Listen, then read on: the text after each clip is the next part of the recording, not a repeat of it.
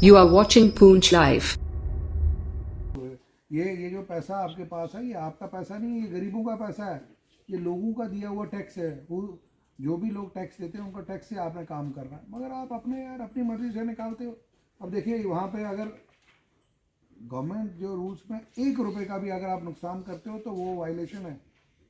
तो आपने तो वहाँ पे मेरे हिसाब से वो स्टेशन कम से कम 10-15 लाख का तो बना ही होगा।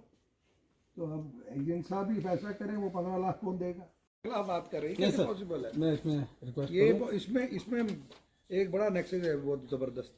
वो ये है कि आपकी मोटरें रिपेयर होती हैं, बिल बनते हैं, बिल बाद में क्लियर होते हैं। प्लीज़ आप जो मोटर आप आज के बाद रिपेयर करेंगे, आप उसकी रिपेयर की बाज़ाब्ता उसका वो लॉग बुक बनाइए और मंथली आप डिस्चार्ज को उसका भेजिए कि आपकी, क्योंकि एक मोटर 4 बार क्यों रिपेयर होगी महीने में?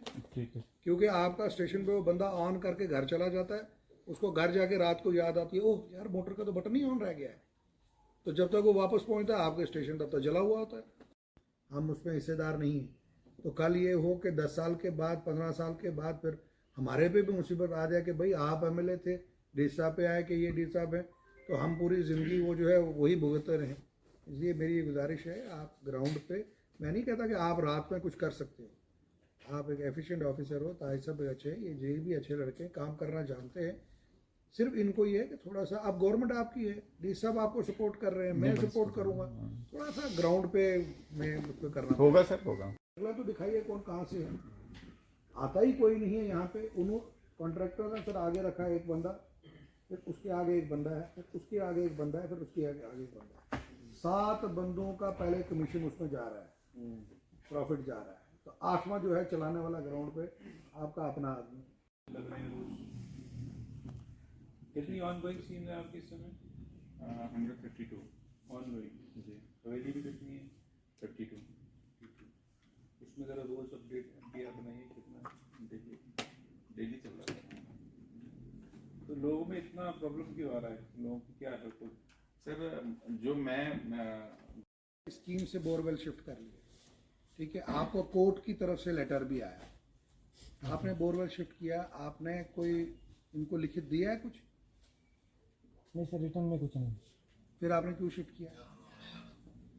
मुझे बताया ना, ये कौन नुकसान कौन देगा? ये जो वहाँ बन गया सर तब ये सर बोरवेल निकल नहीं रहा था, तब ड्रिलिंग का काम नहीं हो रहा था, तो स्कीम जो काफ़ी डिले हो रही थी।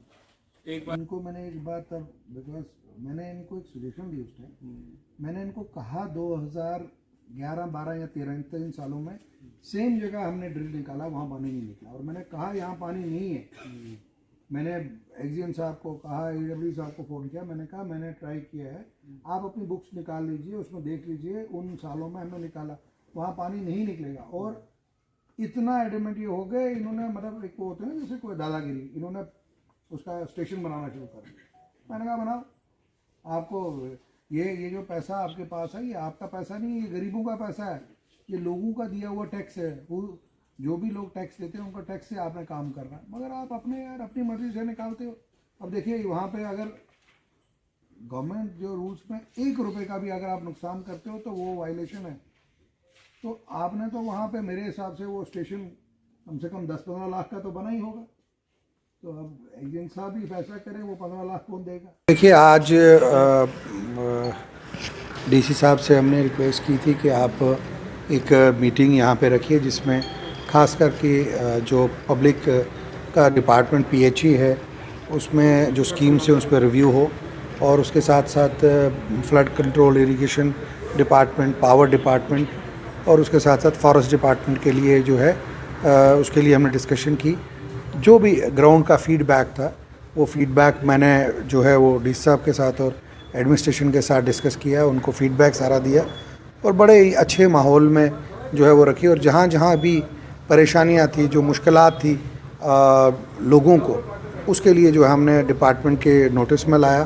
बहुत सी ऐसी स्कीमें हैं PHE को लेके जो ग्राउंड पे ऑपरेशनल नहीं थी या उनकी वायबिलिटी नहीं बन रही है, उनका जो है वो आगे वो सिस्टम नहीं बन रहा है, उसके लिए हमने बात रखी। और डिपार्टमेंट ने भी माना कि कहीं जगह जो है वो परेशानियां हैं।